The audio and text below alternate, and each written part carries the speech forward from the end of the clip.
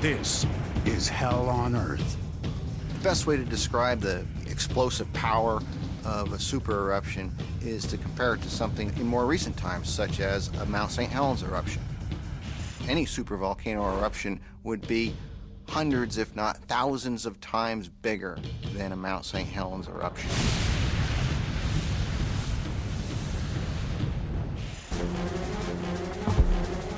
If you're living anywhere in the volcano's reach, even underwater, you're in big trouble. Our own ancestors, the Tiktaalik, scurry for cover. Some even try to find safety on land, but there's no salvation here.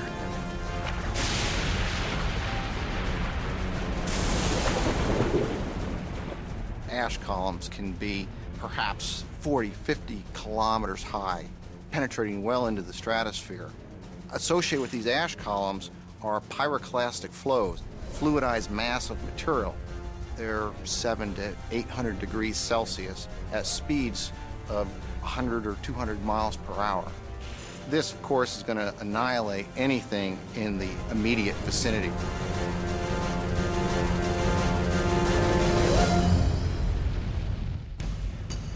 Hours after the initial eruption, lava continues to spew from great fissures in the Earth. The eruption will go on for weeks, throwing enough debris into the air to fill the Grand Canyon. Smoldering chunks of rock ignite massive wildfires, adding to the pall that's forming overhead. The combination of the volcanic gases and the ash would have made the sky very colored, vivid oranges and reds, along with this dark veil of ash that would diminish the sunlight altogether. You'd feel the effects no matter where you stood on the planet. The ash rains down worldwide. There's no escaping the surreal new sky. In an order of weeks to months, most of the ash will fall out of the atmosphere. However, gases that penetrate into the Earth's stratosphere can stay there for years. The whole planet is shrouded in gloom, an omen of even worse things to come.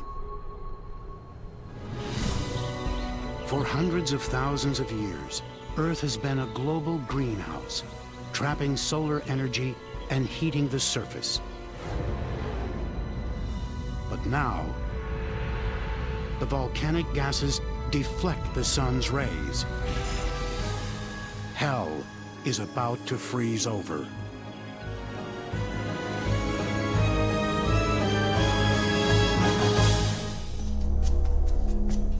But all of a sudden now we get the cold. We have a tropical world that starts getting colder and colder and colder. And it's that really 1-2 punch that makes up this Devonian mass extinction. We should call it the Devonian mass extinctions. For the suffering Tiktaaliks, the icy waterways become a tomb.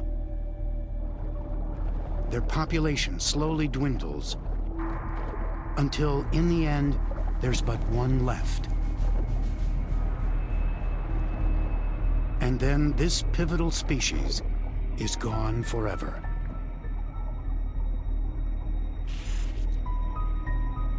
Tiktaalik is justly regarded as one of the great vertebrate pioneers in the sense that here's an animal which really paves the way. It is us way back in time.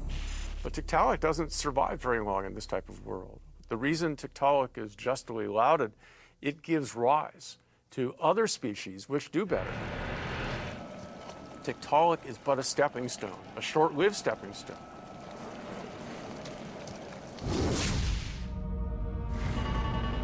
It is now 1.5 million years after the extinction began. The volcanic winter lifts. And finally, the super plume burns out. But the world will never be the same. At least 70% of all species have perished. Where once the oceans were a kaleidoscope of life and energy, now they are empty and gray. It is easy for us to think mass extinction only affects large animals. But in reality, those that suffer the most are usually small. In this catastrophe, the organisms that form coral reefs are slaughtered. They used to be the foundation for bustling cities. Now, they are simply gone.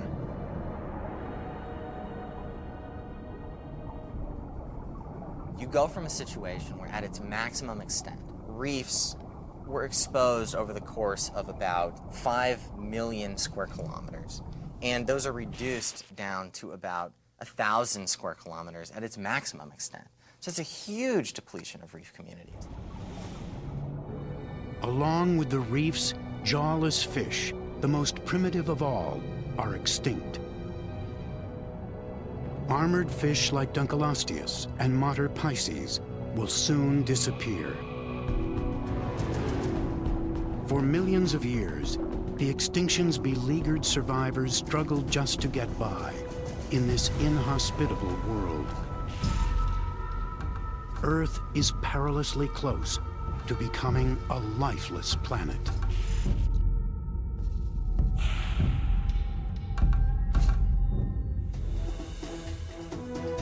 But all is not lost. Trees, which once contributed to the mass extinction, now help bring the planet back to life. Each year, they add more and more oxygen to the atmosphere. Temperatures stabilize. The seasons return, and once again, life diversifies. The swamps of this time are the incubators for life's next great leap, one we humans have a personal stake in.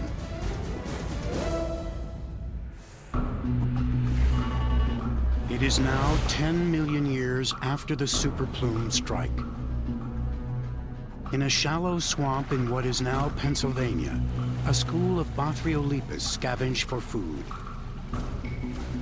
This strange fish is one of the lucky few to survive.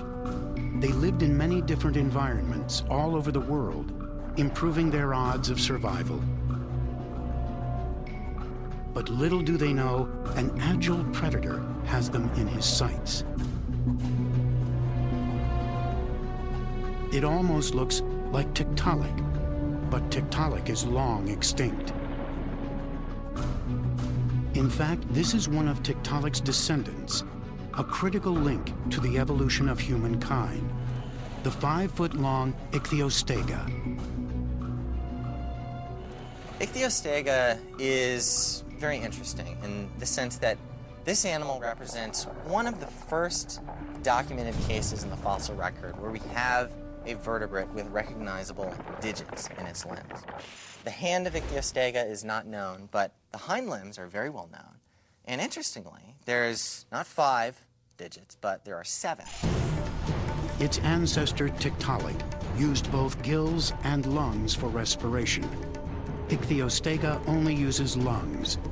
A sturdier rib cage supports his body when out of water, relieving pressure on the lungs. That means Ichthyostega can draw much deeper breaths than Tiktaalik. Like a modern-day whale or dolphin, it gulps air at the surface before launching its attack. If you think about it, in a very tangled swamp where you have a lot of vegetation material down and sticks, legs are really useful. You can pull yourself through branches and dead leaves and material. They're very useful for underwater appendages. But Ichthyostega is as comfortable out of water as he is in it. But Ichthyostega certainly could get out. Whether it could lift itself off its belly, there's a big debate about this. How strong were the shoulder girdles? How strong were the forelegs? But it is the ancestor that does give rise to animals that could hold themselves up, these first true amphibians. From the ashes of one of Earth's most horrific disasters, life has made an extraordinary comeback and reached a new evolutionary milestone.